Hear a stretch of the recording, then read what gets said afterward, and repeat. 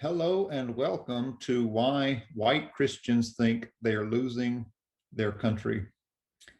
My name is Jonathan Wilson-Hartgrove, and I work at the School for Conversion, where, like you, we've been noticing more and more coverage of Christian nationalism in the United States since the riot at the U.S. Capitol on January 6th.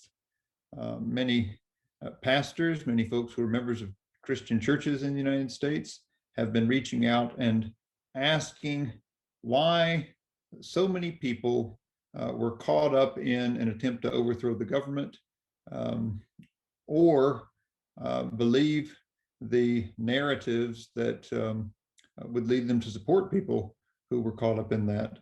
25 years ago, I was very caught up in the religious right, trained as a culture warrior as a young person. I got very involved in conservative politics because I wanted to do all that I could for Jesus. And in the world that I lived in, the best way I understood to do that was to become a Republican politician.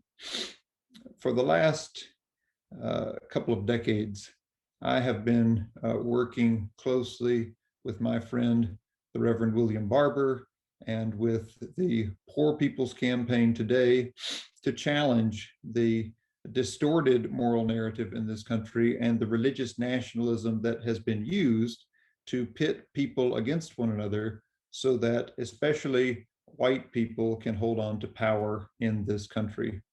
This video session is a response to the questions we've been getting in an attempt to lay out the story of how so many people came to believe that this is their country, that their cultural assumptions are and should be the norm in this country, and that in order for America to be what America was imagined and conceived to be, that it must be led by white Christian people.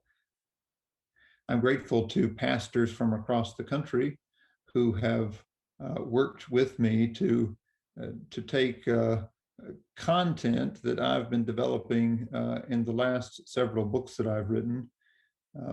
The first with Reverend William Barber, The Third Reconstruction, which I followed with a book on the history of slaveholder religion called Reconstructing the Gospel. And most recently, a book that speaks specifically to the role of Christian nationalism and how it has shaped the way American Christians read the Bible, Revolution of Values, Reclaiming Public Faith for the Common Good.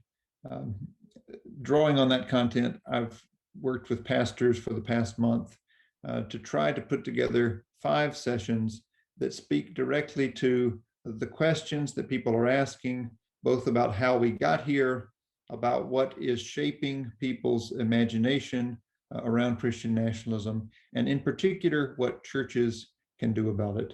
I hope this is a resource that can help you in your setting, and I hope that it can be part of building a movement to challenge the religious nationalism, the Christian nationalism that has distorted faith in America, in order not only to lift up a faithful Christian witness in this country, but also to preserve democracy. So thanks for joining us. The first session, which you can find next in the YouTube stream at School for Conversion, is an introduction to what Christian nationalism is.